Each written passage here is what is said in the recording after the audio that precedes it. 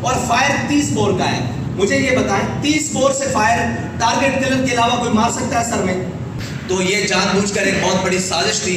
جس کے تحت تحریک لبیک پاکستان کو اس کے اندر دھکیلنے کی کوشش کی گئی.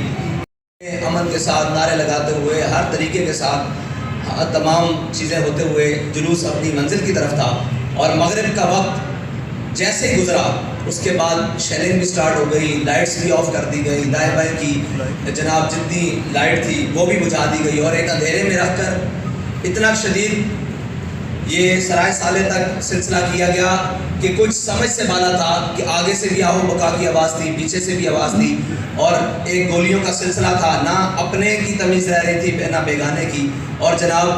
گولیاں برسائی جا رہی تھی بارش کی طرح. تو اس سلسلے میں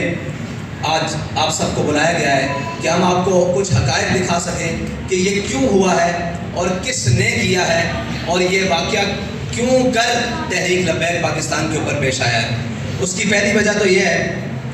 کہ مکمل تیاری تھی کہ تحریک لبیک پاکستان کو ایک فرقہ وارانہ فساد کے ذریعے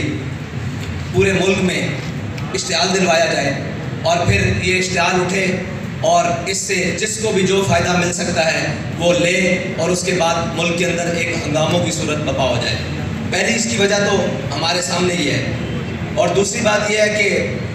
فرقہ وارانہ فساد یا کوئی بھی نسلی اور قومی فساد ہو, اس کے اوپر تحریک لبیک پاکستان بالکل بھی یقین نہیں رکھتی, اور آج تک تحریک لبیک پاکستان کسی بھی فرقہ وارانہ فساد کے اندر نہ کبھی ملوث ہوئی ہے نہ کبھی اس کا ذہن ہے. کیونکہ جو ہمارا نظریہ ہے, جو ہمیں ہمارے قائد نے نظریہ دیا ہے, اس سے کسی مسلمان کو اختلاف نہیں ہے, اور کسی بھی کلمہ گو انسان کو اختلاف نہیں ہے. تو یہ جان بوجھ کر ایک بہت بڑی سازش تھی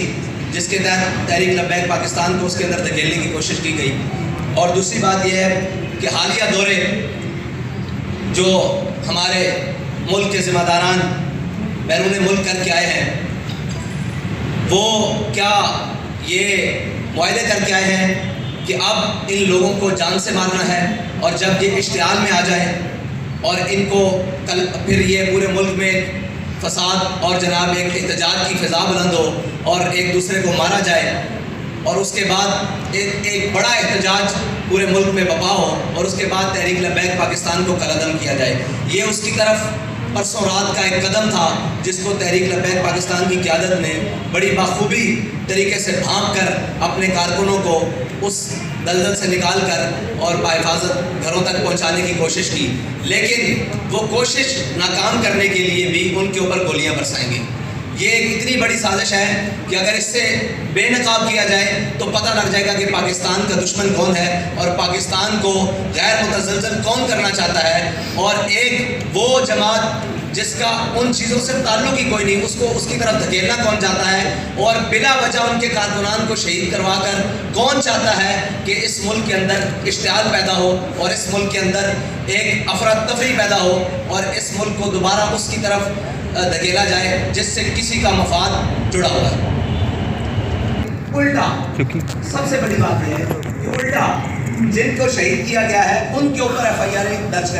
کرنی شروع کر دی ہے. مطلب اس کا تو جواز, اگر ہم وہاں دھرنا دے کر بیٹھتے ہیں, ہم اپنی حدود سے تجاوز کرتے ہیں, یا ہماری جو ریڈ لائن کیا انہوں نے کہا یہاں دفعہ 144 ہے یہاں آپ نہیں آ سکتے, ہم وہاں جاتے تو کوئی سمجھ آتی. جلوس اپنے اختتام کر کے واپس جا رہا ہے تو اس پر گولیاں کس نے برسائی ہیں اور کیوں برسائی ہیں اور کس وجہ سے برسائی ہیں, یہ اتنا بڑا سوال ہے ملک کے تمام اداروں سے, ملک کے آرمی چیف سے, ملک کے چیف جسٹس سے, اور جناب chief justice of high court سے, ملک کے وہ تمام وزیر اعظم سے, وزیر اعلیٰ سے, وزیر داخلہ سے, وزیر خارجہ سے,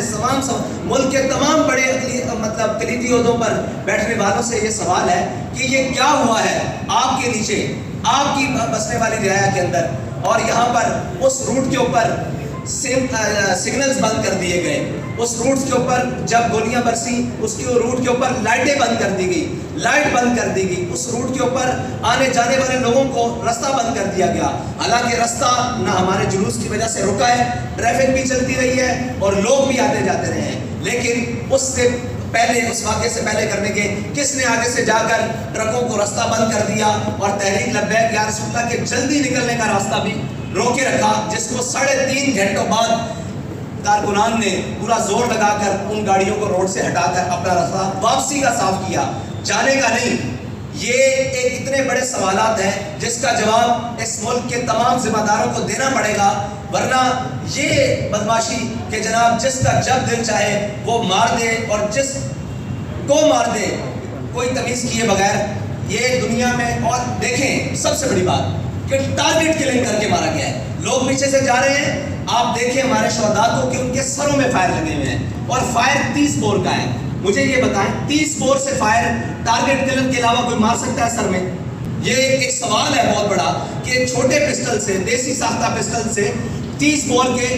फायर हमारे कारकुनों के सरों में लगे हुए हैं और बड़ी गनों के भी फायर हैं, वो आर पार हो चुके हैं जिस्मों के अंदर से, और टारगेट कर करके एक एक को टारगेट कर करके वहाँ फायर मारे गए हैं। तो ये टारगेट किलिंग के सिलसिले की तरह, बिल्कुल इस तरह जिस तरह टारगेट किलर्स किसी को टारगेट करके मारते हैं, इस तरह कारकुनान का वहाँ खून पाया गया और उनको शहीद किया गया, उनको जख्मी किया गया, उनकी हालत पे हाल किया गया और सबको पीछे से गोलियां मारी गई। ये थी जी हमारे उस साने की रोहिदाद और खोलियां वाला, ये वो जगह है। और जहाँ तक हमारा तहरीक लब्बैक पाकिस्तान का जुलूस पहुंचा, और एक बहुत बड़ी साजिश हवेलियां तो भाई उससे 3 किलोमीटर है, हवेलियां की तो हुदूद भी नहीं शुरू होती। एबटाबाद भी वहाँ से, एबटाबाद जिला की हुदूद वहाँ से शुरू नहीं होती जहाँ तक हम गए हैं, वो भी आगे पुल क्रॉस करें तो आगे जाता है। तो हम तो पुल के पहले दुआ करके वापस आ चुके हैं। तो ये साजिश की जा रही है जी हवेलियाँ वहाँ पे फिरका वाराना था, भाई हम वहाँ गए ही नहीं, वहाँ पर दफा 144 है ही नहीं, वहाँ पर कोई मसला है ही नहीं। हम तो पहले अपना जुलूस खत्म करके वापस हो रहे हैं और जुलूस खत्म करने से पहले ही उन्होंने शेलिंग स्टार्ट कर दी और आवाज़ आने लग पड़ी। हमारे पास वो वीडियोस भी हैं, वो लोग चलाएंगे कि जब हम ऐलान कर रहे हैं कि हम वापस जा रहे हैं और हमने ख़त्म कर दिया, वापस चलो। ये शाह साहब भी ऐलान कर रहे हैं, मेरा भी ऐलान मौजूद है ज़िम्मेदारान का, उसके अंदर फायरिंग की आवाज़ बाकायदा सुनी जा सकती है कि उस वक्त फायर खोल दिया गया कि आप आगे क्यों नहीं आ रहे, आप उस जगह पर क्यों नहीं जा रहे जहाँ पर फसाद है, आप यहाँ से वापस क्यों जा रहे हैं। तो हमारा जुलूस ज़्यादा किलोमीटर बनता है, 4 किलोमीटर, लेकिन हम एहतियातन कह रहे हैं कि 3 किलोमीटर कन्फर्म हम वहाँ से अपने मकाम से, जहाँ पर भी वो जुलूस का मसला था, हवेलियाँ बाज़ार उससे भी आगे जाता है जहाँ का मुआहदा हुआ हुआ है। हवेलियाँ बाज़ार मेन जीटी रोड से उससे भी अंदर है, लेकिन मेन हवेलियाँ बाज़ार जीटी जहाँ से हवेलियाँ शुरू होता है वहाँ से भी 3 किलोमीटर पहले हमने जुलूस ख़त्म किया। और ये एक बहुत बड़ा सानिया गुजरा है और जानबूझकर तहरीक लब्बैक पाकिस्तान को इस आग में धकेलने की कोशिश की गई है, लेकिन इंशाअल्लाह वो हर चेहरा बेनकाब होगा जिसने तहरीक के ख़िलाफ़ और पाकिस्तान के ख़िलाफ़ ये बहुत बड़ी साजिश की है। बहुत शुक्रिया।